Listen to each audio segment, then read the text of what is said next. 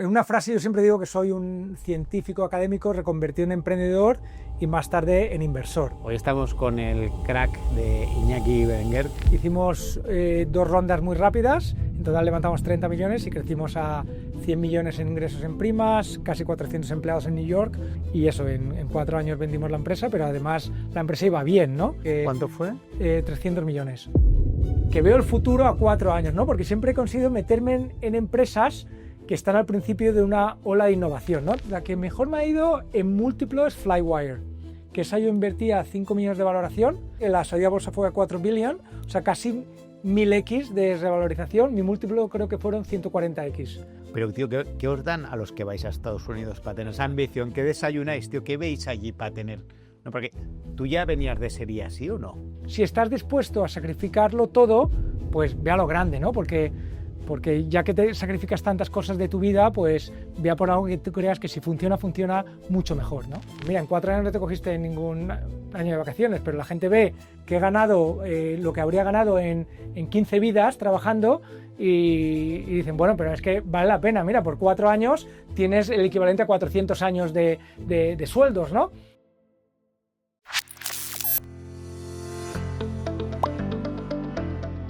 Buenas a todos, hoy estamos en un nuevo capítulo del podcast de Seed Rocket y de For Founders.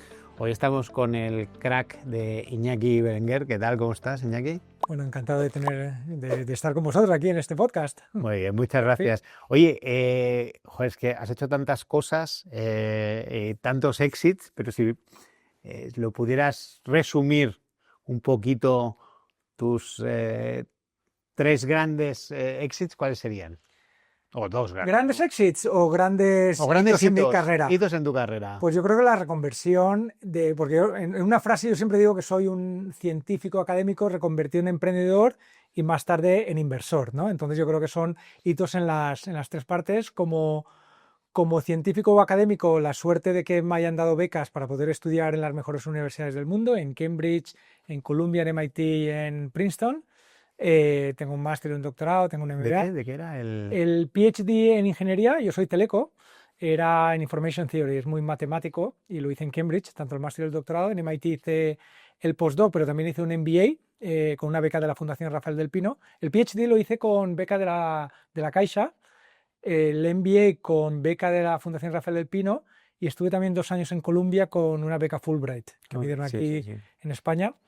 Y también pasé 1 año haciendo investigación en Princeton, ¿no? Entonces, bueno, de esa parte me siento muy orgulloso porque yo vengo de una familia trabajadora, de un pueblo pequeño en Alicante, de Muro de Alcoy, del interior de Alicante, y la posibilidad de llegar a donde están las élites cognoscitivas, pues es algo pues que no te puedes imaginar cuando eres pequeño, ¿no? Entonces, esto ha sido gracias a las becas que me han dado y estoy muy agradecido, ¿no? Después, como emprendedor, el gran hito ha sido Cover Wallet, creo yo. Es verdad que he montado en total 6 empresas. Yo cuando acabé mi etapa académica, que fue mi último título fue el MBA de MIT y me fui a Nueva York en 2009, ahí monté Pixable, después monté Contactive y después monté Cover Wallet. Cover Wallet entre esas 3 fue el mayor exit porque... ¿Cuánto fue? 300 millones, pero en menos de 4 años, ¿no? De hecho, no nos dio tiempo casi a diluirnos porque hicimos 2 rondas muy rápidas, en total levantamos 30 millones y crecimos a 100 millones en ingresos en primas, casi 400 empleados en New York. Bueno, eran 300 en New York y teníamos un equipo de ingeniería aquí en España y eso, en 4 años vendimos la empresa, pero además la empresa iba bien, ¿no? Que eso también te sientes orgulloso de que incluso después de la adquisición Cover Wallet ha continuado creciendo dentro de AON. O sea, a modo de resumen, Cover Wallet era una aseguradora montada con tecnología en vez de con personas, ¿no?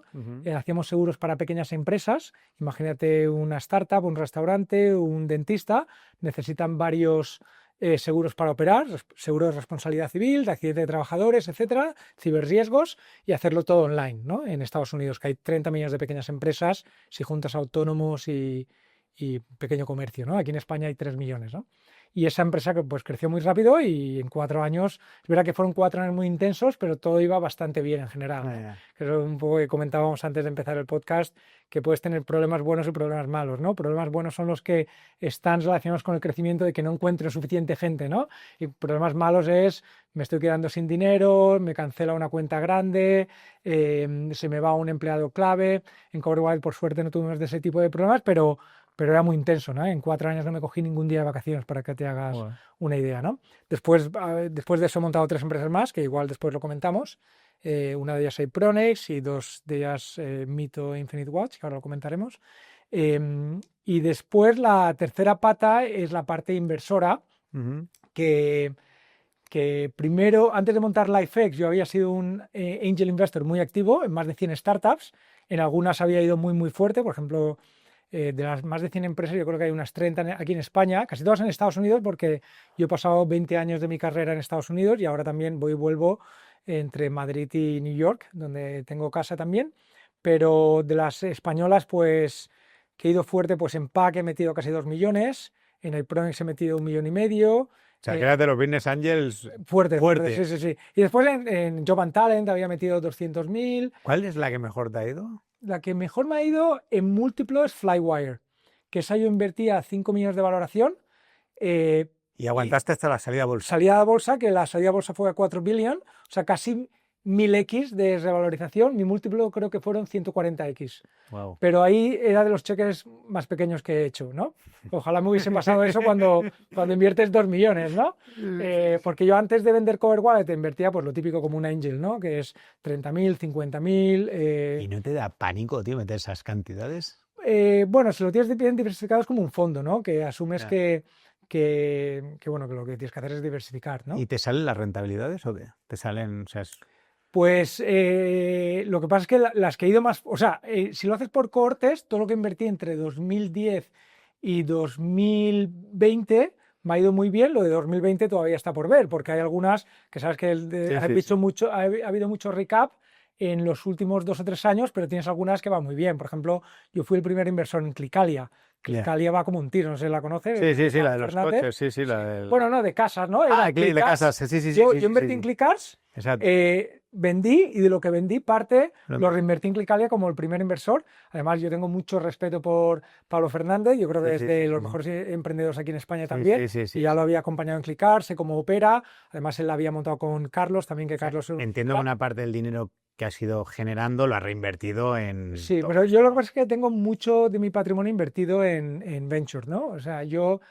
En LifeX invertí 10 millones de mi dinero propio y mi socio también, y el fondo ha sido de 100 millones, pero yo ya había invertido en startups directamente más de 20 y pico millones, más en otros fondos. O sea, estoy muy expuesto al venture, pero me lo creo. Lo único malo es que tienes mucha iliquidez, ¿no? O sea, piensa en Cabify, por ejemplo. Yo en Cabify invertí en 2012, ¿no? Cuando vendí Pixable, Juan de Antonio, que también le habían dado una beca Fulbright, también super top entrepreneur, de los mejores de aquí de España, él estaba en Stanford.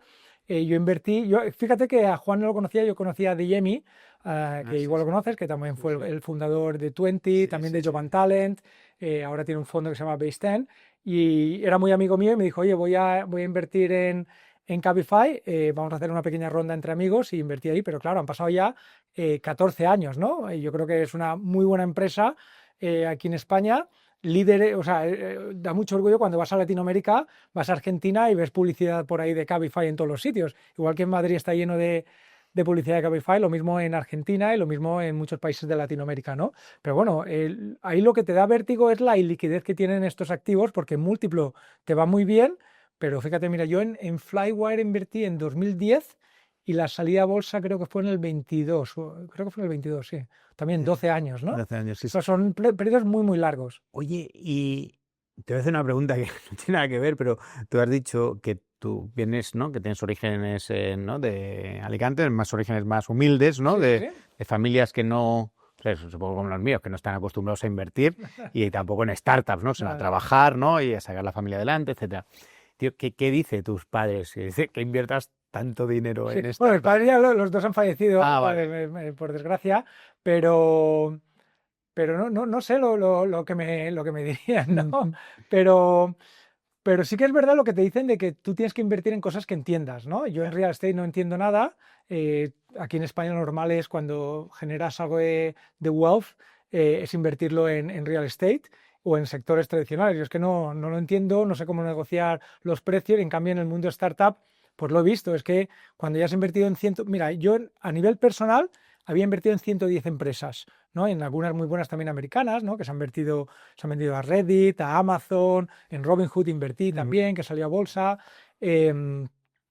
Cuando has invertido en 110 empiezas a ver patrones y te sientes un poco más cómodo de lo que funciona, lo que no funciona, y después en el fondo que hemos acabado de invertir, el fondo 1 ahora en 2025, El de LifeX. el de LifeX, de 100 millones, hemos invertido en más de 60 empresas, muy diversificado, ¿no? Entonces, entre una cosa y otra, son casi 200 empresas, y yo después soy inversor en Kleiner Perkins, Index Ventures, Unisquare Ventures, también como LP, ¿no? En estos fondos. Aquí en España he invertido en Kibo también. Entonces, pues ves muchos patrones y es como que te sientes cómodo entendiendo de por qué las empresas mueren, por qué los ciclos son largos o son cortos, qué es lo que hace que una empresa tenga éxito o no, o probabilidades de éxito, porque al final la misma empresa la vuelves a montar y a lo mejor no tiene éxito. Hay una componente de suerte también muy importante, y yo creo que en esta vida lo que hay que hacer es poner el dinero en cosas que entiendes, ¿no? Porque si no las entiendes, mejor no inviertas. Y LifeX, ¿ahora vais a sacar otro fondo o no? Vamos a sacar otro fondo, el fondo 2. Yo el fondo 1, que lo había montado con Amol Sarva, que Amol Sarva también es un emprendedor muy conocido en Nueva York. La oficina principal de LifeX está en Nueva York, donde hay 3 empleados, después hay una persona en San Francisco y una persona aquí en España. Invertimos globalmente. Ahora el fondo 2, yo no voy a estar full time, porque me he liberado tiempo, continúo invirtiendo vía LifeX, pero me he liberado tiempo para montar una empresa. ¿Y qué empresa? O sea, dinos qué son esas 2 empresas que nos has comentado, o Sí. 3, que estás ayudando a montar o que estás montando, Sí. ¿qué son y qué hacen? Sí. Bueno, la primera, Ipronix, que eso ya lleva 5 años. Esto fue en enero de 2020. Yo acababa de vender Cover Wallet y yo conocía muy bien a un profesor de la Politécnica de Valencia que se llama José Campani, que es, yo creo que a nivel de prestigio de la Universidad Politécnica de Valencia, la persona más prestigiosa. Es fellow del IEEE, le han dado el Premio Nacional de Investigación, miembro de la Real Academia de Ingeniería. O sea, no es normal ver en investigadores españoles tanta repercusión internacional, ¿no? Este es un experto en fotónica y bueno, me dijo que él ya había montado una empresa que la había comprado Hitachi para hacer cosas de Silicon Photonics, que es temas de fotónica, pero con fabricación como si hicieras chips normales de silicio, ¿no? Con transistores normales, pero lo que haces es tratar luz. Entonces, el proceso de fabricación es el mismo que utilizarías para hacer los chips tradicionales de Nvidia o lo que sea, ¿no? Pero para hacer cosas con óptica. Entonces, él ya había hecho una empresa que se vendió a Hitachi y me dice, mira, yo tengo una cosa que es lo que he estado trabajando los últimos 10 años. Tengo además un estudiante muy bueno que se llama Daniel Pérez que quiere empezar esto. ¿Tú cómo lo ves? Le dije, mira, pues lo montamos todo junto, yo te ayudo a levantar capital de gente que conozco, de fondos internacionales, y tener un poco de foco en qué es lo que se hace, ¿no? Porque sabes que el mundo académico pues Sí. le gusta mucho publicar, le gusta mucho ir a conferencias, pero después montar una empresa el 90% es de ir sacando trabajo que no es nada exciting. Y entonces esta empresa se llama Ipronix, ¿no? Es una empresa que no conoce mucho la gente aquí en España. Yo ahora soy presidente y miembro del board. Es verdad que ahora no le dedico mucho tiempo, pero los primeros 2 o 3 años estuve muy involucrado, sobre todo levantar las 2 primeras rondas que se hicieron con Amadeus Capital Partners en Cambridge, en UK, un fondo de Deep Tech, y Triatomic, un fondo de Silicon Valley. En total, la empresa ha levantado 50 millones y lo que hace son chips para interconectar GPUs dentro de data centers, ¿no? Si tú piensas en el mundo de la inteligencia artificial, los data centers estos de OpenAI, de xAI, de Gemini, tienen 60.000 GPUs, 100.000 GPUs, 200.000. Ahora dice Elon Musk que su próximo data center va a tener 1 millón de GPUs, ¿no? Estas GPUs trabajan de forma colaborativa. En vez de hacer una GPU muy grande, lo que haces es pones muchas GPUs y que trabajen como si fuera una GPU gigantesca de forma coordinada, ¿no? Dicen que el nuevo Compute Unit es el data center entero, ¿no? Eso que te dicen que para entrenar un modelo de estos te gastas 100 millones durante 3 semanas, todas las GPUs comunicándose con todas las otras. Entonces, por un lado, la GPU tiene que ser muy potente a la hora de calcular, que son cálculos de matrices, pero la otra cosa es que cuando acaba el resultado de una, tiene que compartir con otra para que, basado en el resultado de una, la otra ejecute, ¿no? Esto de que se dice que se hace todo en paralelo, ¿no? Entonces, la parte de networking, o sea, las comunicaciones de GPU a GPU, esto es muy importante que vayan muy rápido, porque si tú acabas el cálculo muy rápido, se lo pasas a otra GPU y tarda tiempo en enviarse los datos, que ahora se envían a gigabits por segundo, ¿no? O sea, ahora mismo se están enviando 200 gigabits por segundo, pero te viene ya la generación de 800 y 1.6 terabits por segundo de interconectar GPU a GPU. Entonces, eso con cables eléctricos de Ethernet ya no da abasto. Entonces, tienes que poner chips ópticos, ¿no?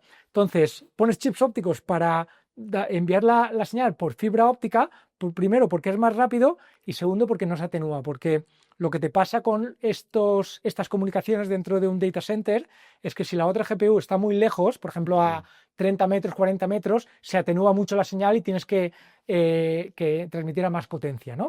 Entonces con fibra óptica no se atenúa, entonces lo que hace esta empresa son los switches, o sea, como si fuera un router, que hay varias conexiones de fibra óptica y sin tener que convertir de fibra óptica a electrónica y volverlo a enviar, de lo que pasa dentro del router o del switch, se hace todo en el dominio fotónico. Entonces es como hacer cálculos en el dominio fotónico, es hacer cálculos para saber por qué puerto lo tienes que enrutar la señal. Entonces eso te permite el mayor bottleneck, cuello de botella, que ahora mismo hay dentro de un data center. La gente dice que es la energía, pero eso ya está resuelto, ya se sabe que va a haber mini reactores, que va a haber no sé cuántos, que se va a hacer cosas en el espacio para aprovechar la solar. Ahora el principal cuello de botella es la interconexión. Por eso hay empresas como Broadcom, que sabes que ahora vale más de $1 trillón, ¿no? Y que más o menos en un data center, por cada $100 que te gastas en GPUs de NVIDIA, te gastas $20 en networking dentro. O sea, un 20% del coste es las interconexiones. Y estos tienen lo que soluciona el cuello de botella este. Iñaki, esa es una de las empresas. No, pero te voy a hacer una pregunta, porque tengo la curiosidad, porque Amadeus es un fondo top, el otro no conozco, pero seguro que también, ¿no? Amadeus Capital Partners de Cambridge. De hecho, estuve ahí presentando un proyecto. Obviamente me echaron por la puerta rápido, pero no, tío, es muy majo, la verdad. Y también he estado invirtiendo hace muchos años en la Caixa, ¿no? Me pidieron invertir en... Por cierto, Caixa Capital Risk también ha puesto dinero en iPronex. ¿Ah, sí? Sí. Pues, la Caixa nos pidieron invertir en proyectos así de innovación, que vinieron de centros de investigación, ¿no? De profesores. La idea inicial de Caixa Capital Risk, en verdad, era financiar grupos de investigación para crear en startups, pero la verdad es que no funcionaba y fue mejor financiar startups de gente normal, de cosas haciendo... Bueno, gente normal, a ver si me explico. Cosas más sencillas. Sí. Metrixon es un despacho de abogados, pero no solo es un despacho de abogados. Durante los últimos 25 años he invertido y he fundado decenas de startups, por lo que no solo te ofrecemos el mejor servicio legal para empresas tecnológicas e innovadoras, sino que te podemos conectar con las empresas y con las personas que te ayudarán a seguir creciendo en más de 20 países. Entra ahora en metrixon.com y cuéntanos qué necesitas. Juntos llegamos más lejos. ¿Qué haces o qué teclas le das, tío, para que inviertan dos fondos el calibre de estas dimensiones? Porque entiendo que el equipo debe ser bueno en lo suyo, pero ¿qué haces? Mira, yo una cosa que hice en iPronex, casi al empezar, es decir, nos vamos a gastar bastante dinero con un headhunter para traer un CEO internacional. Y al cabo de un año más o menos, pues claro, esto los académicos no lo ven, porque dicen, oye, si esto lo quiero llevar yo... Primero, que el académico que no tenga la mayoría de la empresa, eso es importante, ¿no? Porque además, como no se ha dejado la universidad, eso va a morir, ¿no? Porque al final necesitas mucho foco. Lo segundo es traer un CEO internacional para que le dé una exposición mucho más internacional. Entonces lo que hice es, nos gastamos 100.000 euros en un headhunter y contratamos a una persona que había sido vicepresidente en Qualcomm, que Qualcomm es la empresa que hace chips para teléfonos móviles, ¿no? Que está en San Diego, y entonces estaba trabajando en Estados Unidos y venía una semana aquí a España, ¿no? Entonces profesionalizarla desde el día 1 y darle como una ambición más global. acelerarla mucho más en cuanto a perfiles que se tenían que meter. Contratamos a una persona de Business Development también muy rápidamente, también muy top, y te gastas dinero en estas cosas que parece que no las necesitas, pero sí que las necesitas, ¿no? Joder, 100.000 euros, supongo que Claro, quiero asusta, decir, ¿eh? Sí, no, sí, no. bueno, sí, que es lo que te sí. cuesta un headhunter, pero en las empresas de Deep Tech no es muy normal. De hecho, invertí también en otra empresa de biotech y lo mismo, habían levantado solamente 1,5 millones y nos gastamos 100.000 en un headhunter más 300.000 que cobraba un CEO que estaba en San Diego, que había sacado una empresa de biotech a bolsa. Después no ha funcionado, ¿no? Pero, ¿Y qué, pero es como... O sea, al final tienes que poner talento bueno. Y Ya. talento bueno que sepa escalar empresas, ¿no? Porque la parte académica está muy bien, pero el conocimiento que tienes en el mundo académico es muy poco transferible a lo que necesita una empresa para hacerla crecer. Ahora mismo en iPronix hay casi 100 personas. Ya, ¿y cómo consigue? O sea, hay gente que puedes fichar, supongo en Estados Unidos sí, ¿eh? Sí, aquí en España poca. Es verdad que esta empresa tiene mucho, de hecho se habla en inglés, tienes gente que han venido de Holanda, que han venido de India, que han venido, o sea, hay de gente de toda Europa trabajando en iPronix. Oye, esta es la primera compañía, ¿no? Tienes dos más. ¿La siguiente cuál es? Entonces, acabamos de invertir el fondo 1 en verano y entonces justo después del verano, a final de septiembre, he montado 2 empresas más, ¿no?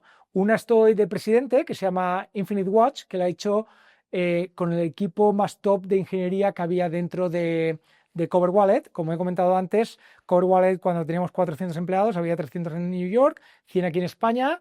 Los de aquí de España era el equipo de producto, de ingeniería, porque no operábamos en España.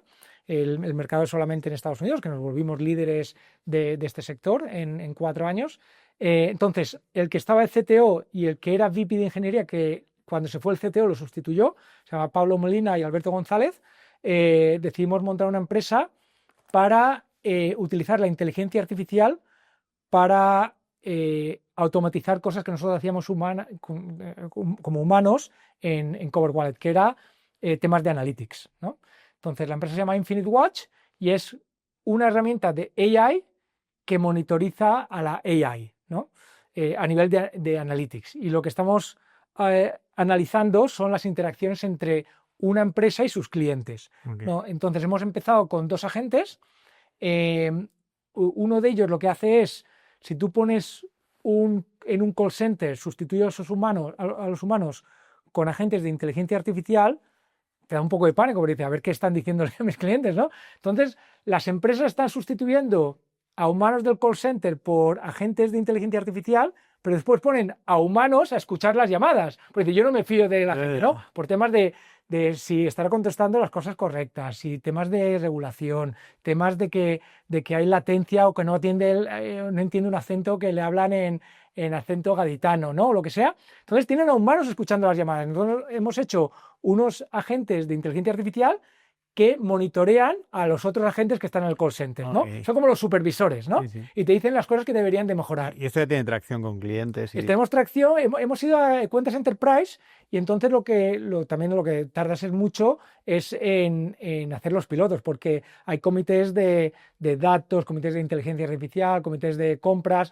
porque ya que veníamos del mundo asegurador, hemos dicho, oye, vamos a ayudar al mundo asegurador. El mundo asegurador pues se mueve lento a la hora de adoptar soluciones de terceros, pero estamos ya dentro, en vivo, en varias empresas y tenemos algunas pagando, pero en pilotos tenemos muchas, pagando pocas, y se llama Infinite Watch porque en el mundo real lo que tendrías es humanos escuchando una muestra, o sea, de cada 100 llamadas me escucho 2 o 3 a ver qué tal, porque no tengo tiempo para escucharme 10.000 llamadas al día, pero con inteligencia artificial te las puedes escuchar todas, por eso se llama Infinite Watch, ¿no?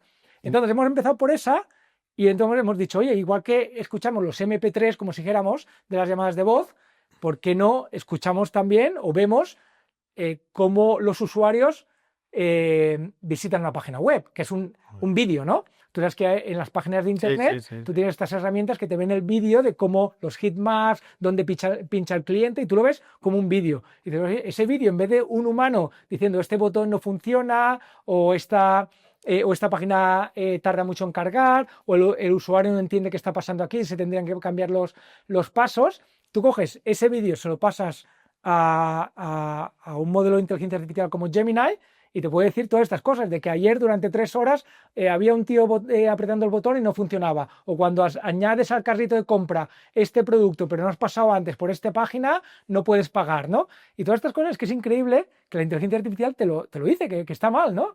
Sin tú haber entrenado a la inteligencia artificial. Aquí lo que teníamos que hacer es mucho de comprimir los datos, porque el vídeo pesa mucho, entonces lo tienes que comprimir, romperlo en trocitos, después recomponer los datos que te devuelve el modelo de inteligencia artificial y después agregar todas las sesiones, porque si ayer se metieron en tu página web 30.000 personas, pues tú tienes que agregar todos los resultados de cada una de los vídeos, ¿no? Entonces esa es una, Infinite Watch, y la verdad es que súper ilusionados porque estamos cogiendo una ola. Yo siempre digo que yo casi como que veo el futuro a 4 años, ¿no? Porque siempre he conseguido meterme en empresas que están al principio de una ola de innovación, ¿no? Mi primera empresa, Pixable, estaba en el mundo de las redes sociales, lanzamos a la vez que Instagram, ¿no? Fotos y redes sociales. Mi segunda empresa era una empresa de SaaS. ¿Pixable por cuánto lo vendiste? Por 30 millones. Por 30. También en 2 años y pico a Sintel. Sí. También me fue bastante bien. Después la segunda era SaaS, la tercera InsurTech, cuando InsurTech estaba de moda, el FinTech hace 10 años. Después una de Cheese para Data Centers de inteligencia artificial hace 5 años. Y ahora pues una es esta de AI para Analytics, que es, o sea, en cualquier empresa de internet de las que tú conoces, siempre tiene una persona que mira los analytics. Es como, oye, en vez de darle los datos a esta persona, se los voy a dar a Gemini y que me diga Gemini qué puede hacer con esos datos, ¿no? Y después los represento en un dashboard, te envío alertas y todo esto, pero esta persona además no tiene bandwidth para mirar tantos datos, ¿no? Esa es una. Y la otra se llama Mito, es mito.ai, es un muy buen dominio, y está en la categoría de generación de vídeo con inteligencia artificial, que los modelos se han vuelto muy, muy buenos y ya verás que el 2026-27 se va a hablar mucho de lo que se puede hacer gracias a la calidad de los modelos. Igual que los modelos de voz hace 2 años la gente se dio cuenta que eran lo suficientemente buenos para hacer llamadas de teléfono sin que se notara que estás hablando con una máquina y que se comporten como los humanos cuando hablan por teléfono, pues ahora esto está pasando con los vídeos, ¿no? Ya lo has visto este año pasado con imágenes de muy buena calidad, que tú puedes cambiar cosas de una imagen.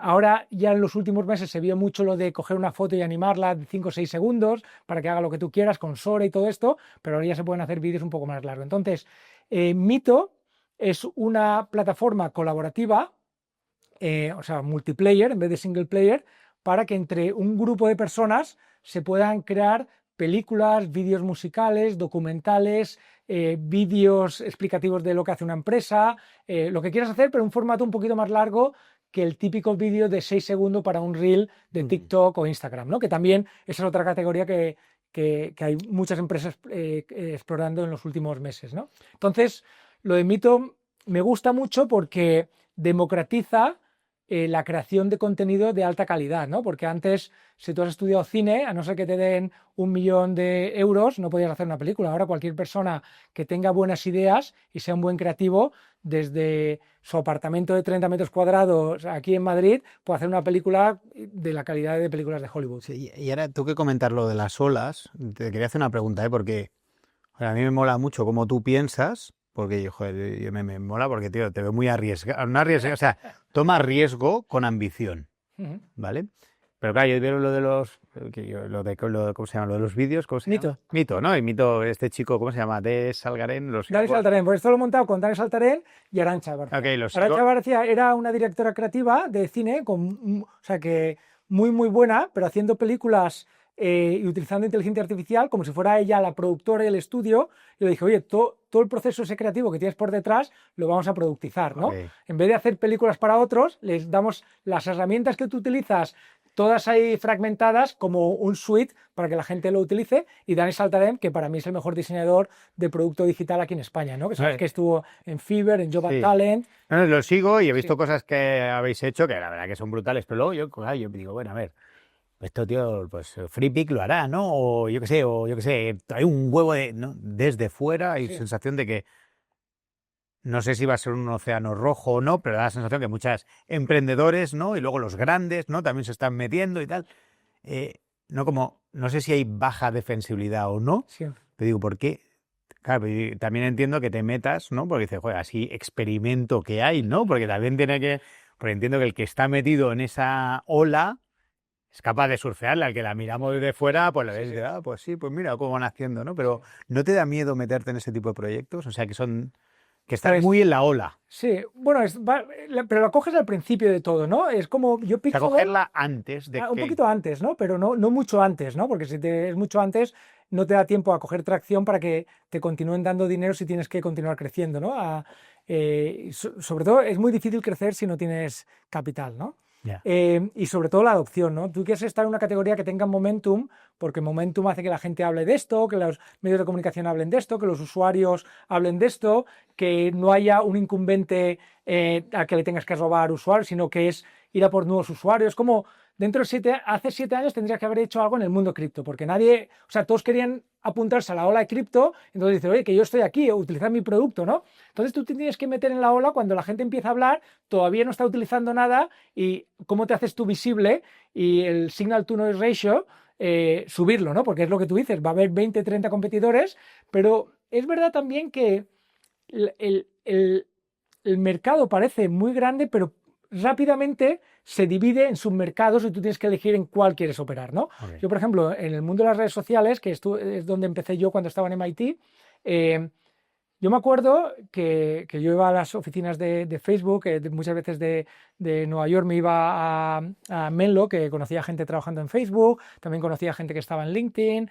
conocía gente que había estado en algunas de las otras que después ya nadie habló de ellas, pero cuando tú decías en 2006-2007 LinkedIn, Twitter o Facebook, la gente decía que era lo mismo. Pero dice, oye, tú puedes poner qué es lo que estás haciendo en este momento, añades un amigo, te tiene que aceptar y tú lo sigues y sigues lo que está viendo la otra persona, tienes un feed donde ves lo que está publicando la gente a la que tú sigues y dices, si es lo mismo, o sea, LinkedIn, Facebook y Twitter es exactamente lo mismo, porque lo que puedes hacer en un sitio, lo puedes hacer en otro. Y te decían, no, pero es que en Facebook puedes poner fotos. Y dices, bueno, en Twitter también, en LinkedIn también. No, pero es que en Twitter está muy enfocado solamente a decir lo que estás haciendo ahora. Bueno, también lo puedes poner en LinkedIn, también lo puedes poner en Facebook, ¿no?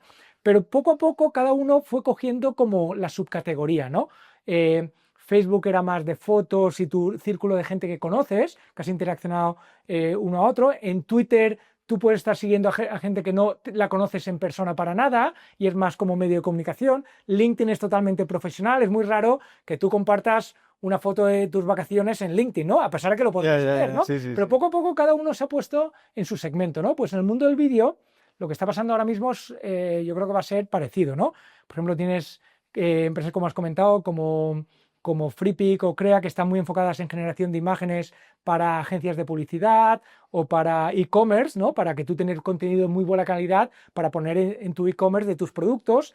Después para redes, lo que son los stories y reels en Instagram, en TikTok, en YouTube, en Snapchat, pues estos vídeos, clips de 5 segundos, 10 segundos que generan los influencers y que tienen que generar contenido muy rápido, pues eso Hixfield te va a venir muy bien. Para contenido educativo de vídeo tienes Incisia, que es una empresa de UK, que si tú quieres hacer un vídeo donde tú tienes una presentación por detrás, para no tener que estar regrabando el vídeo continuamente, si tienes que modificar una frase, pues le cambias la frase. O sea, tú lo que dices es, al final, para cada caso de uso, cada segmento... Nuestro va a ser colaborativo para vídeos de 30 segundos para arriba, ¿no? Y no es la categoría en la que están los otros. Que se podría hacer algo parecido, no sé qué, pero es que cómo creas el product experience es diferente, ¿no? Pero eso es por una parte de que parece que hay muchos, pero después cuando te metes en la categoría que tú estás es más pequeño, pero incluso en esa va a haber mucho. Y ahí es lo que sí que es verdad, lo que tú dices, que te da un poco de miedo, por eso tienes que rodearte de inversores que aporten valor. Nosotros en Mito hemos levantado la ronda de Lightspeed, que es un fondo de Silicon Valley, que ellos invirtieron son los lead investors en Anthropic, en Suno, en Cartessia, en xAI, la de Elon Musk, en Mistral, que es el modelo francés de inteligencia artificial, en Cartessia, en todas estas, ¿no? Entonces, fondos de primer nivel, es verdad que hemos cogido dinero después de mucha gente de aquí de España, cheques más pequeños, pues como Kivo, como Cafan, Lifex también ha puesto un poco de dinero, Everywhere Ventures, 5 Unicorn Founders de aquí de España, gente de Roblox, etcétera. Entonces, buenos inversores, buen talento, yo creo que vamos por el buen camino. Tenemos de Head of Engineering tenemos a Keyban, que era Head of Engineering en Cabify, había sido Head of Engineering en Wise, la plataforma esta de envío de dinero internacional que salió a bolsa en UK, que vale 10 billones en bolsa. Yo creo que tenemos buen talento. Es verdad, además, que a Dani y a Arantxa les han dado el visado O1 y ahora se están mudando a Estados Unidos y vamos a crear equipo también en Estados Unidos. Yo creo que el equipo de Mito va a estar 50%, o sea, parte del equipo en Estados Unidos y el grueso aquí en España. Yo creo que ahora somos 16, 17 personas en 4 meses, pero imagínate que cuando tengamos 100, yo creo que seremos a lo mejor 15 en Estados Unidos y 85 aquí en España, ¿no? O sea, yo tengo Entonces, talento, inversor, rodearte de la gente buena que aporte valor, ¿no? Yo tengo 2 preguntas, porque los normales, para levantar pasta de un internacional es difícil, ¿no? Entiendo que gran parte es por tu, ¿no? por tu prestigio, ¿no? Porque te conocen, ¿vale? Uh-huh. Está claro que juegas en otra liga, ¿eh? Y la siguiente es, pero, y que te dediques part-time, ¿ellos lo ven bien? Porque claro, lo típico que dicen...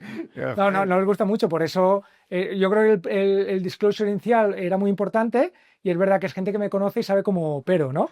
En Infinite Watch nos ha invertido el lead investor es Base 10, que es ADMI, que me conoce mucho, que lo he contado la historia antes de Cabify, pero además es muy buen amigo. Y en Lightspeed es Paul Murphy, que también me conoce mucho. Y bueno, pues, o sea, por lo menos yo soy muy transparente desde el principio, ¿no? De cómo iba a pasar mi tiempo. No, que si lo haces, no, yo decía si lo afectaba o no, pregunto, porque a mí me puede pasar algo similar en España, pero claro, en España, en otros niveles. Oye, ¿y qué es lo que has hecho bueno, has hejo exits relevantes, has montado empresas, entiendo que te lo pasas bien, pero ¿qué es lo que a ti te motiva más? O sea, no digo de tipo de trabajo, pero joder, después de haber todo hecho esto, ¿por qué no dices, joder, tío, pues voy a jugar a golf un rato? O sea, ¿por qué sigues creando cosas? Pues primero la curiosidad intelectual. Yo digo que soy un omnívoro intelectual, que me gusta aprender de cualquier cosa y la mejor forma de aprender es meterte a saco a hacer algo, ¿no? Yo en Cover Wallet siempre cuento que yo me metí en el sector seguro sin saber absolutamente nada del sector seguro. Solo sé que en mi anterior empresa tuve que comprar las pólizas para operar y fue frustrante, analógico, opaco, y dije, mira, yo sé que con tecnología esto se tiene que poder mejorar, pero yo no sé nada. Entonces, yo esto en 2015, cuando salgo de mi segunda empresa, me volví un obseso para volverme un experto en la categoría. Me leí libros del sector seguros, me saqué la licencia, porque es un sector regulado, de agente de seguros, que es un curso de 100 horas, que tienes que pasar un examen. Lo hicimos tanto mi cofundadora y como yo. Los fines de semana tenía que ir, además, porque son clases que están obligadas a ser presenciales. Me leía todos los informes anuales de las empresas cotizadas en bolsa. Hice un montón de mystery shopping. O sea, para entender si la experiencia tan mala que yo había tenido, si esto era normal. Entonces empecé a recorrerme todas las agencias de corredurías de seguros de Nueva York, en Brooklyn, diciendo que iba a abrir un restaurante, que a ver cómo se hacía esto de comprar el seguro. O sea, me puse a leer y me volví de no saber nada a en 2 años volverme el mayor experto de seguro en Estados Unidos, que es que me llamaban a todas las conferencias para dar charlas sobre el sector de seguros. O sea, yo es que me leía las pólizas. Una póliza de seguros, si veis, incluso el seguro de coche son 200 páginas, porque hay mucha casuística. ¿Te las leías? O sea, yo no todas, quiero decir. Leía una póliza para saber todo lo que tiene, ¿no? Y entonces, claro, yo iba a hablar después con los CEOs de las grandes aseguradoras americanas y es que lo flipaban, porque al principio me veían un poco como, bueno, que es que esto es un sector muy complicado, ¿tú qué vas a saber? Y después en el tú a tú decían, joder, es que este sabe cómo funciona el underwriting, el reaseguro, los siniestros, la adquisición, la parte de compliance, o sea, se lo sabe todo en la cadena de valor de end-to-end, ¿no? Entonces, a mí eso me motiva, ¿no? Aprender cosas nuevas. De hecho, yo al final de Cover Wallet estaba ya un poco aburrido, ¿no? El sector también es un sector bastante aburrido, pero si te lo tomas con ganas de yo quiero aprender mucho para cambiar este sector y tener impacto y volverme el número 1 como nos volvimos, es que eso motiva, ¿no? Y después mirar atrás y ver, jo, mira lo que he conseguido de donde no había nada y además ese sentimiento que esto está creciendo, ¿no? Pues yo creo que ahora lo que ha pasado con el mundo de la inteligencia artificial, yo como inversor desde LifeX, que nosotros invertimos en LifeX en la intersección de inteligencia artificial y el sector salud, para que la gente viva más años y viva mejor, yo me veía como un espectador de primera fila, pero no era protagonista, ¿no? Y era muy interesante porque tú aprendes mucho, pero tú no lo pones en práctica, y como inversor tú lo sabes, que puedes influenciar, pero otra cosa que te hagan caso, ¿no? Eso es lo jodido de ser inversor. Es que a mí me gusta mandar, creo yo, ¿no? Lo ves desde la barrera y te gustaría decir, deja, salte, que lo hago yo. Sí, ¿no? Ya verás tú cómo lo hacemos bien. Y no puedes, ¿no? Obviamente, pues se lo acabas emprendiendo. Oye, antes de saltar a lo de LifeX y AI, bueno, EA Salud, ¿tú crees que sí? Porque has dicho antes una cosa que me ha apuntado, ¿no? Dices que en 4 años prácticamente no hiciste vacaciones. Sí. Eso ¿Tenías pareja o...? Sí, tenía parejas y mi primera hija nació el mismo mes que se fundó Cover Wallet, o sea, fue ¿Qué muy te duro. decía? ¿Te apretaba mucho o no? Bueno, la verdad es que cuando vives en Nueva York, otra cosa, cuando eres inmigrante en otro país, tu vida gira en torno normalmente a tu vida profesional, ¿no? Ya. Y es natural, no tienes familia allí, o sea, como que tu vida está muy centrada en lo que haces profesionalmente. Es verdad que tu identidad la define mucho a qué te dedicas, que no Ya. puede ser bueno o puede ser malo, porque tú eres lo que eres como emprendedor y tus amigos son gente del mundo emprendedor y todo, pero es verdad que los fines de semana y todo, pues como que el tiempo que no estaba trabajando era muy vida en familia, ¿no? ¿Y tú crees que si no le hubieras dedicado tanto tiempo, no hubiera salido? Seguro, seguro. Pero es que además yo lo he visto de primera mano, que todas las empresas que han ido bien es porque en algún momento han tenido suerte, pero han estado ahí aprovechándose de la suerte, trabajando más que nadie, ¿no? Y cuanto mejor va la empresa, más horas de trabajo le tienes que tirar, ¿no? Y eso les ha pasado a los fundadores de Google, de Uber, de Coinbase, de todas las empresas estas que han tenido mucho éxito en los últimos 20 años. Tú lees las historias de los inicios y era todo así, ¿no? Google empezó a dar comida gratis cuando decían, oye, es que se quede aquí la gente hasta la hora que sea y damos de cenar, aunque sea cenas de sushi de 50 euros, pero que acaben aquí el día porque hay mucho trabajo que tenemos que sacar, ¿no? Pero es que yo, esto de los 4 años de Cover Wallet no fue solamente en Cover, es que en Pixable mi vida fue algo así, ¿no? Y yo vendimos la empresa en 2 años y medio. Imagínate, yo estaba en el momento de vender la empresa, me estaba casando en 2012. En 2012, en julio, yo me casé, el 14 de julio, llevo 14 años casado, y estábamos en el due diligence de vender la empresa. Estábamos con Twitter, que nos hizo oferta, pero una oferta a la baja. Dropbox también quería comprarnos, Flipboard, Shutterfly, que es una empresa de fotos de Estados Unidos, y después Singtel, como pagaba en cash en vez de con acciones, cogimos la oferta de Singtel. Pero bueno, estamos en todo ese due diligence. En principio el deal se iba a cerrar antes que mi boda, y dije, qué bien, ¿no? Porque se cierra el deal, me caso, habíamos alquilado un velerito para irnos por Sicilia una semana de honeymoon, de viaje de novios, y no se cerró, esto se fue retrasando y al final se cerró en septiembre de 2012, o sea, 3 meses más tarde. Entonces cancelé el viaje de novios, no hice una despedida de soltero en todas reglas, y son sacrificios de estos que los tienes que hacer, no puedes decir, bueno, pero a lo mejor no sirve para nada, ¿no? De hecho, yo cancelé el viaje de novios pensando que la semana después de la boda era la semana del cierre. Y dije, mira, yo no me puedo ir de viaje de novios en la semana del cierre, que es la cantidad de documentos, negociaciones, imagínate en Sicilia en un barco sin internet, ¿no? Dije, yo no me puedo ir, ¿no? Y lo cancelé, ¿no? Y mi mujer lo aceptó.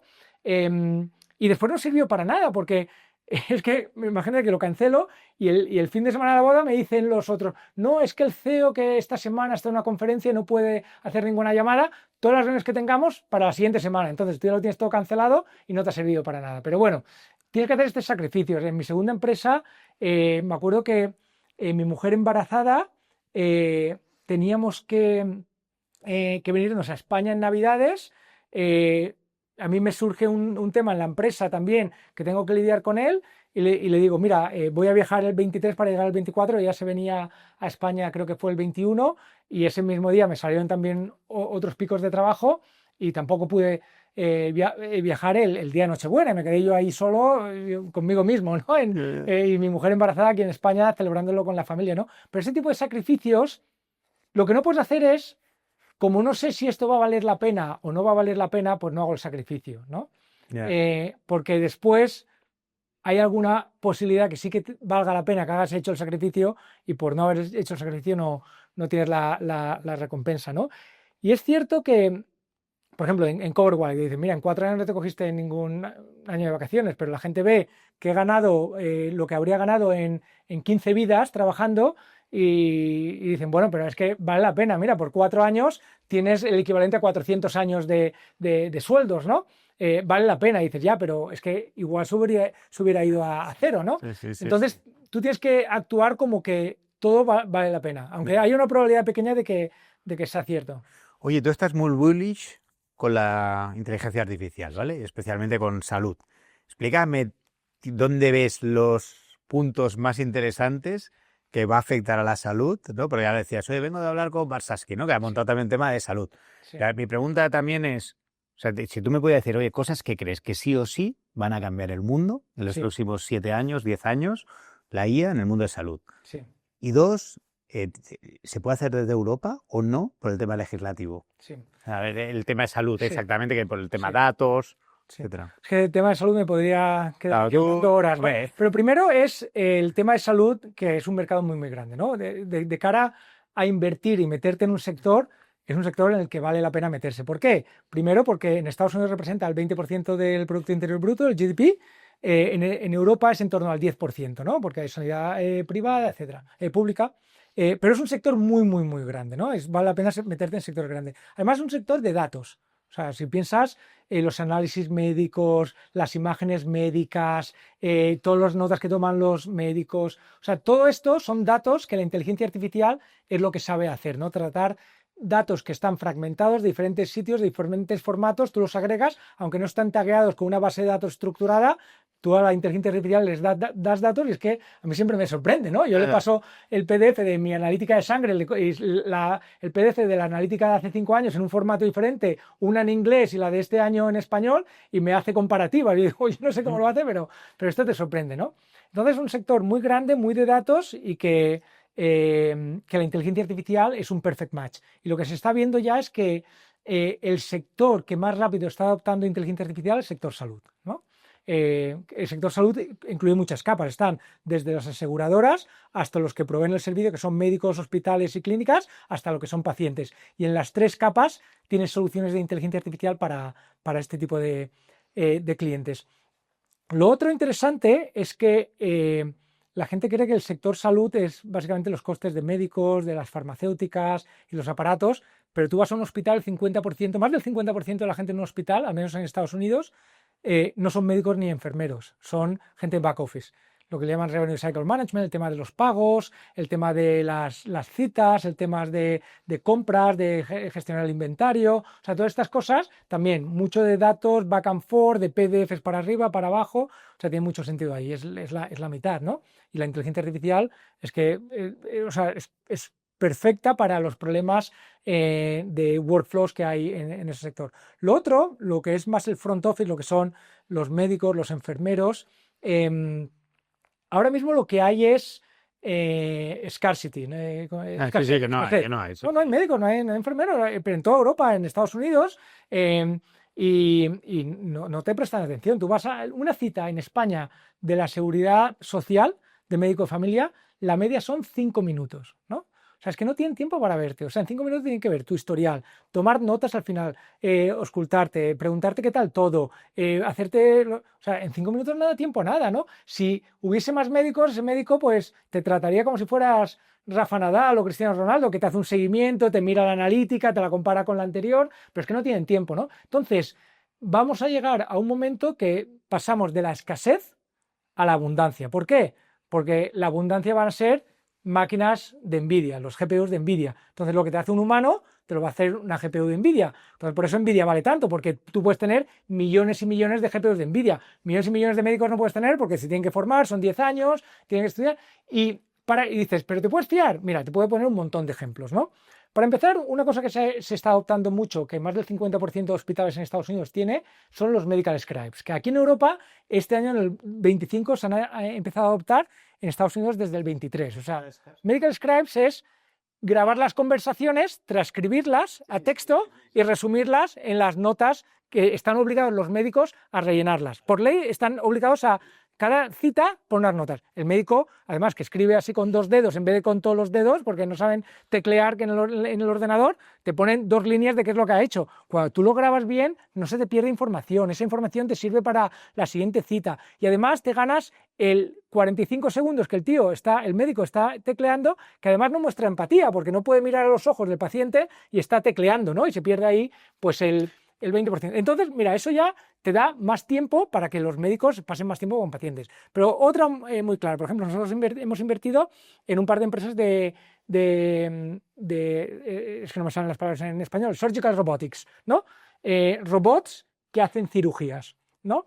En España seguramente habéis oído hablar de los robots Da Vinci, que es unos robots, esto es una empresa que se llama Intuitive, 200 billion en market cap. Esta es una empresa que tiene 20 años, pero son unos robots para hacer cirugías donde todavía es el cirujano el que lo maneja como si fuera un joystick, como si fuera un videojuego, ¿no? Yeah. Entonces, como se hacen estas cirugías que se llaman mínimamente invasivas, es que te meten un tubito con una lámpara y una luz, una lámpara y una cámara, y está grabando lo que se ve dentro de tu cuerpo sin abrirte en canal, ¿no? Y después te meten por otro tubito lo que hace como la cirugía, como si fueran las tijeras, ¿no? Sí, sí, sí. Entonces, con el joystick, él va manejando a dónde enfoca la cámara y qué es lo que puede hacer de cortar, no cortar, ¿no? Pues esto ahora mismo lo maneja como si fuera un joystick, como un coche, ¿no?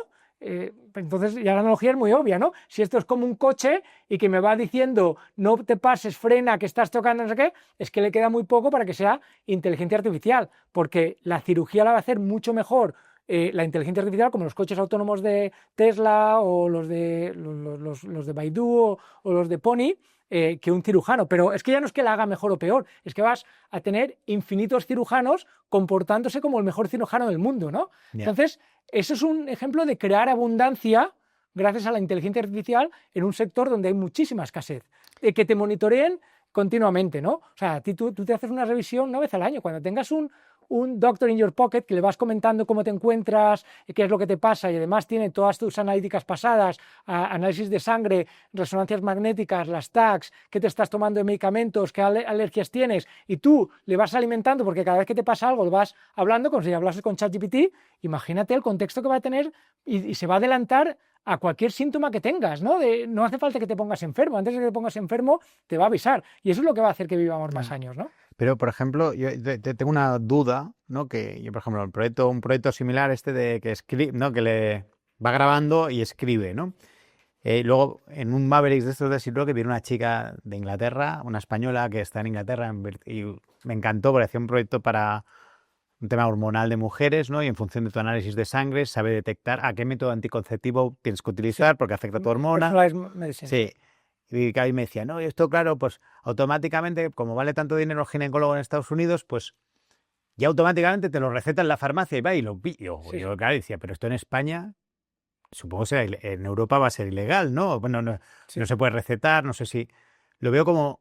Y la pregunta es si esa innovación a Europa, o sea, o invertir en startups que lo hagan en Europa es más complicado en el tema de AI o no. Bueno, puede servir también para ver lo que ha funcionado en Estados Unidos, y como aquí va a tardar mucho más, también porque hay compra pública, ¿no? Normalmente en España, que representa el sector salud, pues en torno al 10%, la sanidad privada es un porcentaje muy pequeño, ¿no? Entonces, como es público, en Estados Unidos, al ser privado, si ellos beneficiencias y que esto funciona mejor, que es un win-win, que te curo mejor y además ahorro gastos, pues que esto lo van a implementar como si fuera una empresa privada, que esto me compensa, es que todos los KPIs son positivos, ¿no? Que es curo más a la gente y gano más dinero, tengo más margen, ¿no?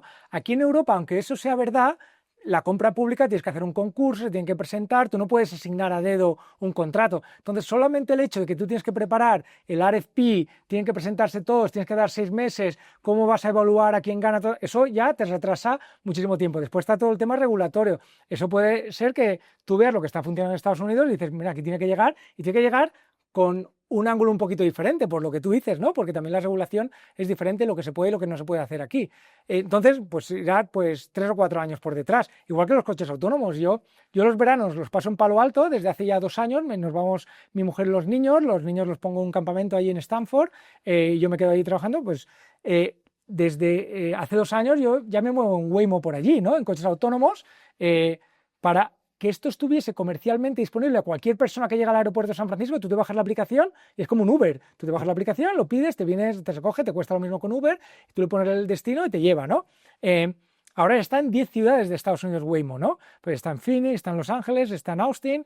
En Europa, en ningún sitio ni siquiera hay un piloto. O sea, de que hay un piloto hasta que se lanza esto comercialmente, yo no sé lo que habrá tardado Waymo, a lo mejor tardaron 2 años. O sea, aquí llevamos casi 2 años tarde y todavía no han empezado los pilotos que necesitan otros 2 años para lanzarse comercialmente. Es verdad que Londres ha anunciado pilotos para 2026 y Múnich también. Yo creo que en España, creo que Cabify va a anunciar que va a hacer un piloto, pero estos pilotos son con 2 o 3 coches durante un año para empezar a ver cómo funciona, ¿no? Oye, ¿qué 2 cosas, tío, ves de cuando inviertes, o tú a título personal o con LifeX, qué es lo que tienes que ver? Digo, tanto del emprendedor como del proyecto. Sí. Ya sé que no sé si mercado grande, lo típico, pero ¿qué es lo que a ti te llama, tío, de verdad, que te joder, esto me motiva? Pues una motivación irracional para querer conseguir lo que se le presenta delante, ¿no? Pero claro, esto es complicado, ¿no? Porque tú dices, ¿qué tienes que ver y cómo sabes que lo estás viendo? Porque si yo le pregunto a un emprendedor si tiene hambre, ¿qué te va a decir? Pues sí, tengo más hambre que nadie. O sea, a lo mejor no soy el más listo, pero nadie me va a ganar a trabajar. Voy a hacer todo lo posible para buscar cómo encontrar el éxito. Es esa motivación irracional para trabajar más que nadie, para conseguir todo. Pero eso, o sea, si tú has leído un poco qué es lo que buscan los VCs, todos te van a decir que tienen hambre, ¿no? Entonces, ¿cuál es el proxy que te hace poder predecir que alguien va a tener ese hambre, ¿no? Entonces tienes que mirar otras cosas que te hagan de proxy, porque si lo haces solamente en una entrevista del due diligence, pues te va a decir que sí. Entonces tienes que ver, hacer reference calls de gente que ha trabajado con esa persona, de si tiene momentum en su career, ¿no? ¿Qué está pasando con la carrera de esta persona en los últimos 5 años, ¿no? Porque la gente no pasa de ser un mediocre a ser excepcional, ¿no? Y las empresas extraordinarias las hace gente extraordinaria, y extraordinaria es fuera del ordinario, ¿no? Gente que ha destacado, ¿no? Que no es mediocre. Entonces, una persona puede ser 10 años mediocre y de repente ser excepcional, ¿no? Entonces, tú tienes que ver que tiene una trayectoria de por donde pasa tener éxito, o académicamente, o le han promocionado en las empresas por donde ha pasado, o ha destacado en algo, aunque sea eso que te dicen mucho los americanos, es que en las empresas nos gusta gente que ha sido olímpico, ¿no? Deportista olímpico, por la disciplina, el sacrificio, caerte y volverte a levantar durante un periodo prolongado. O sea, todos estos que han hecho gimnasia rítmica, que llevan 10 años preparándose para un momento, cuidándose de la alimentación, trabajando los fines de semana, o los deportistas estos que han triunfado, los Simone Biles, Cristiano Ronaldo, Michael Jordan, Serena Williams, que no se cogieron ningún día de vacaciones los fines de semana. Eso que te cuentan de Ronaldo, que cuando acababan los entrenamientos él se quedaba haciendo abdominales, o Michael Jordan, que cuando tenía una pista de baloncesto en su casa, porque cuando llegaba a casa se quería poner a practicar tiros libres a pesar de tener el mejor porcentaje de tiros libres de la temporada, y aún así se ponía a entrenar cuando llegaba a casa, cuando todos estaban. O sea, ese hambre de querer mejorar y cada vez ser mejor y buscar la excelencia. La excelencia no es la perfección, es con los medios que tengo a ver lo máximo que consigo, ¿no? Y esa es la búsqueda de la excelencia. Entonces, ¿cómo puedes ver en lo que ha hecho una persona en el pasado si eso puedes hacer como para predecir cómo se va a comportar en lo que haga? Por eso la gente que tiene éxito en una empresa después monta una empresa en un sector diferente y también tiene éxito, ¿no? Los Elon Musk o Martín Barsaski, ¿no? Que te he comentado que hoy estaba comiendo con él, pues van pasando de sector en sector, pero tienen primero ese ADN de crecimiento, de ambición, de que todo es posible. Es una mentalidad exponencial de que empezando pequeñito ya me comporto como si esto fuera a ser muy grande el día de mañana. Que esto es una cosa que he hecho yo mucho en mis empresas, que incluso cuando estaba trabajando en la cocina de mi casa, por ejemplo, yo tanto en Cover Wallet como en Pixabay empezamos en mi casa, ¿no?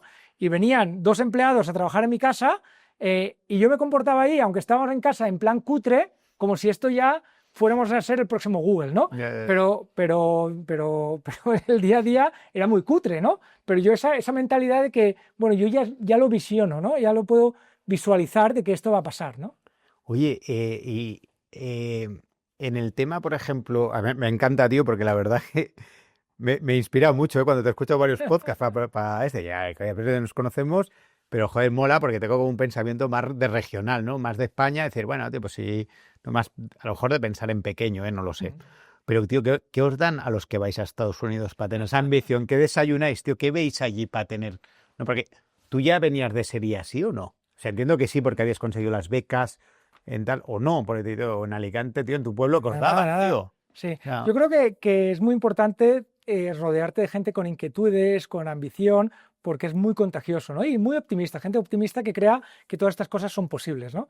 El optimismo es muy contagioso, también el pesimismo, ¿no? Yo siempre digo que esta anécdota de Napoleón que él consideraba el pesimismo en sus tropas alta traición, porque si alguien iba al día siguiente a ir a una batalla y decía, no lo veo claro, eso era muy contagioso, ¿no? Y a este le cortaban la cabeza, ¿no? Lo mataba.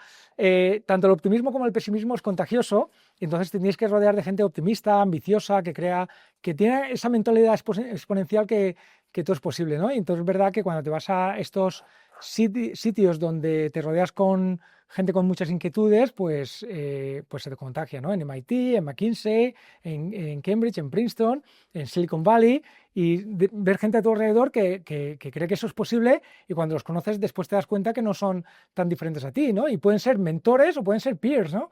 Yo siempre digo que antes de ser emprendedor, pues yo leía la revista Emprendedores aquí en España, pues hace 20 y pico años, y veía ahí a Jesús Encinar, de Idealista, o Martín Warshawski, que ahora son de mis mejores amigos, que me voy de vacaciones con ellos y eso, pero eso te inspira, ¿no? De rodearte de esta gente, escucharlos y ver que empiezan cosas desde cero y en unos años mira lo que consiguen, ¿no? Y yo creo que esto es lo más importante, ¿no? Es que estar en estos sitios te contagias y rodearte de gente, o sea, yo casi todos mis amigos ahora mismo es gente emprendedores o gente emprendedora que ha sido más exitosa que yo o gente que viene por detrás, ¿no? Y esas cosas, yo cuando estaba en MIT, mira, Nubar, el fundador de Moderna, fue advisor de Pixable, mi primera empresa. O sea, el fundador de Moderna, que es el que nos sacó de la pandemia, ¿no? Del COVID, ¿no? Y este fue el advisor de Pixable, ¿no? Vinod Khosla venía a dar charlas allí a la clase, ¿no?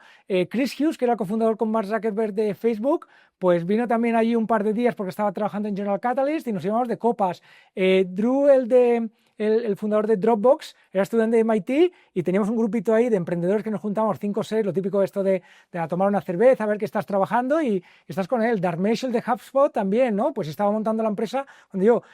uno de mis mejores amigos del MBA es Freddy Carres, que fui a su boda, fundador de Okta, cuando sale a bolsa 60 Billion, que la monta después de MIT. Entonces te rodeas de toda esta gente y esto hace que todo se vuelva más factible, ¿no? Más real, ¿no? Por eso es tan importante de rodearte con gente así, ¿no? ¿Y tú recomiendas a la gente, a emprendedores españoles, decir, oye, pues ¿por qué no te vas, no? ¿Por qué no lo montas en Estados Unidos? Lo cual también implica un coste, implica mucho riesgo. Sí. Pues no conoces, decir, a lo mejor tú, pues yo estoy aquí, pero conozco a los 4 de aquí, ¿sabes? Vas allí y no conoces a nadie. Sí. ¿Tú lo recomiendas o no? Habitualmente la gente, ¿o no? Sí, están dispuestos a los sacrificios que eso conlleva, ¿no? Yo creo que una primera empresa no la puedes montar después de los 30 y muchos, ¿no? O sea, otra cosa es que ya sea tu segunda o tu tercera, pero la primera empresa lo ideal sería que la montases late 20s, early 30s, ¿no?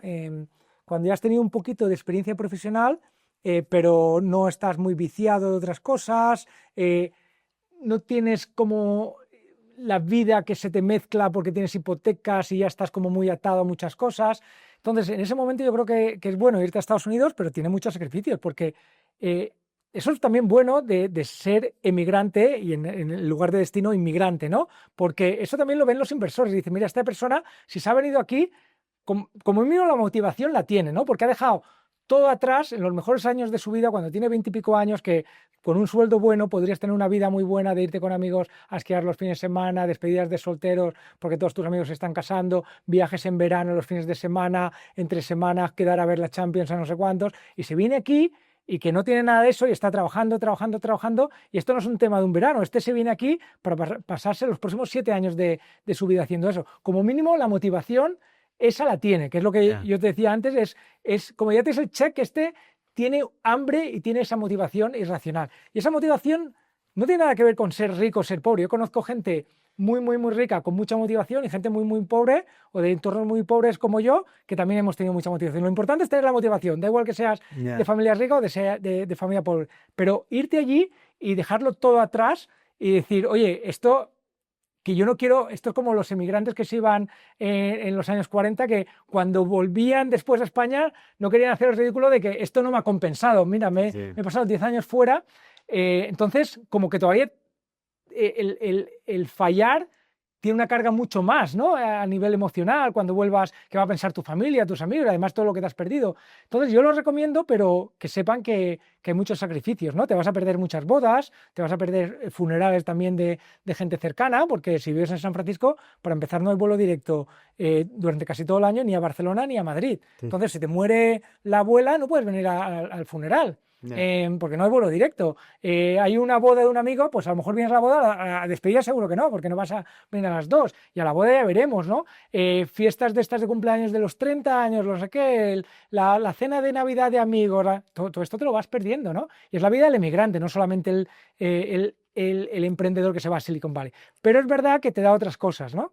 Y yo creo que si estás dispuesto a sacrificarlo todo, pues ve a lo grande, ¿no? Porque ya que te sacrificas tantas cosas de tu vida, pues vea por algo que tú creas que si funciona, funciona mucho mejor, ¿no?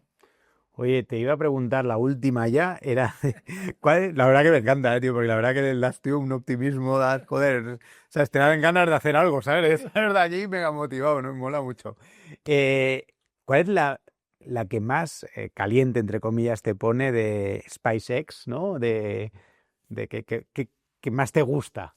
¿Qué participa? ¿De qué compañía? De LifeX, De LifeX, perdón. SpaceX, digo, Ah, no, SpaceX, no, pero perdona. sí.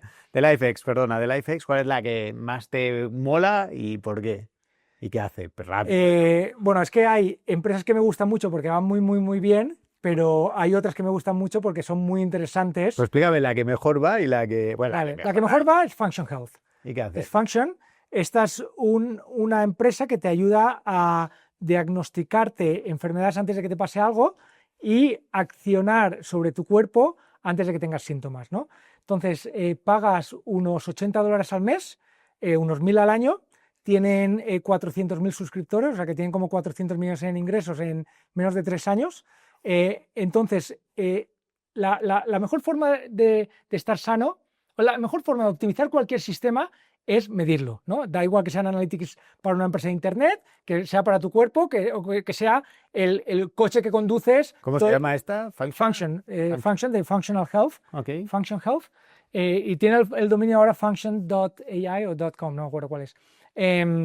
Entonces, si tú quieres optimizar algo, lo que tienes que hacer para empezar es hacer mediciones, cuantas más frecuentemente mejor, ¿no? En un coche, tú vas conduciendo, tienes continuamente el panel de control, la velocidad que vas, las revoluciones, los pilotitos de que si algo no está funcionando, que el cinturón no está, que la batería va baja, que cuánto tienes de carga, no sé qué. O sea, como que estás midiendo en tiempo real. En el cuerpo humano te haces la analítica anual, pero durante el año no te estás midiendo nada. Imagínate que yo te pudiese ayudar a medirte más frecuentemente, igual que te mides con el Oura, el anillo o el Apple Watch o lo que sea, pero temas de analítica de sangre, de orina o de imagen médica, que puede ser resonancia magnética, que en España, para empezar, no te la hacen incluso cuando estás enfermo, solo te la hacen del órgano que estás enfermo, ¿no? Pero imagínate una resonancia magnética de cuerpo entero, desde el cerebro hasta los ¿Y tobillos. esto ya lo hacen ellos?